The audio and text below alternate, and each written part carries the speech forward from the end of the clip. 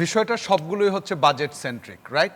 আপনি যদি বাংলাদেশের বাজেটটা জাস্ট চোখ বন্ধ করেন যে বাজেট কিভাবে এগুচ্ছে, দেশকে আমরা কিভাবে এগুতে দেখছি, তার মানে হচ্ছে এটা আমার বলার দরকার নেই, প্রত্যেকেই জানে যে আমরা জিডিপিকে যে আকারে দেখি আমাদের আয়টা সরকার সেইভাবে করতে পারে না। অতএব এই সরকার যদি ব্যর্থ বলেন, সরকার ব্যর্থ, প্রত্যেকটা সরকার ব্যর্থ যে আমার জিডিপির সাথে তাল মিলিয়ে চলতে পারি না। লজ্জা লাগে যখন আপনি বলবেন আফগানিস্তানের মতো রাষ্ট্রেরও 9.2% ট্যাক্স জিডিপি রেশিও, আমরা এবার 7-এরও নিচে কমছে। তার মানে হচ্ছে এই ঘাটতি পড়ার কারণে এখন 7-এর নিচে, পৃথিবীর মধ্যে সর্বনিম্ন।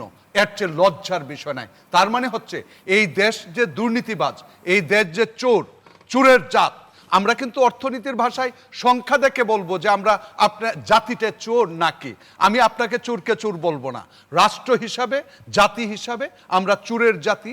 যখন আমরা আয় করি নেপাল 22% ট্যাক্স জিডিপি রেশিও, অর্থাৎ আপনি যদি বলেন অনেস্ট, ওরা আপনার চেয়ে 3 গুণ অনেস্ট, কারণ এটা জিডিপির সাথে তুলনামূলক একটা কম্প্যারিজন। অতএব সরকার, আমি মনে করি তারেক রহমান সরকারের কাছে কিছু দৃষ্টান্ত, যেটা উজ্জ্বল দৃষ্টান্ত স্থাপন করার সময় এসেছে।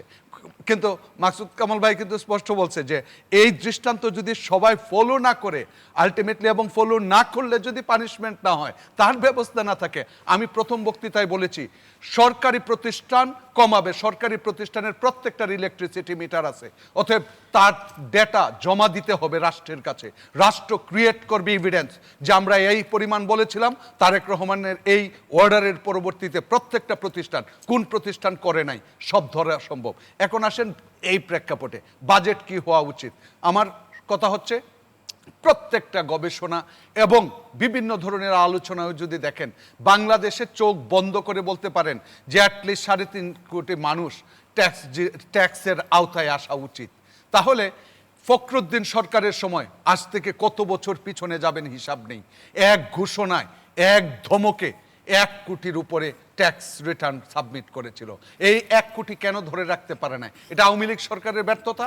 অন্তর্বর্তী সরকার আরও ব্যর্থ, কারণ তারপরে এসে এমন একটা বিপ্লব হওয়া সত্ত্বেও সেই সংখ্যা বাড়াতে পারে না।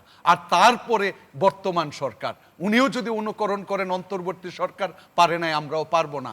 তাহলে আপনি যে কথাটা বললেন, রাষ্ট্র যে বাজেট পরিকল্পনা করছে 9,30,000 কোটি টাকা, 4-5 লাখ কোটি টাকায় ধার করতে হবে, এবং যে বোঝা অলরেডি বলবেন বাজেটের হ্যাঁ, এখন বিপদের প্রেক্ষাপটে বাজেটের আকার যাই হোক না কেন, আমাদের রাষ্ট্র কেন দাঁড়াতে পারছে না? শিক্ষা এবং স্বাস্থ্য অবহেলিত।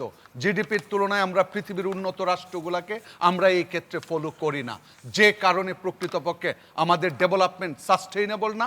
এখন আমরা বাউন্স ব্যাক করতে পারতেছি না কোভিডের পর, যে আমরা আবার 8-এর দিকে যাব। এই সমস্ত জায়গাগুলো আরও সার্বিকভাবে আপনি যেটা বললেন, মূল্যস্ফীতিকেও কিন্তু উস্কে দেওয়ার আরও সম্ভাবনা রয়েছে।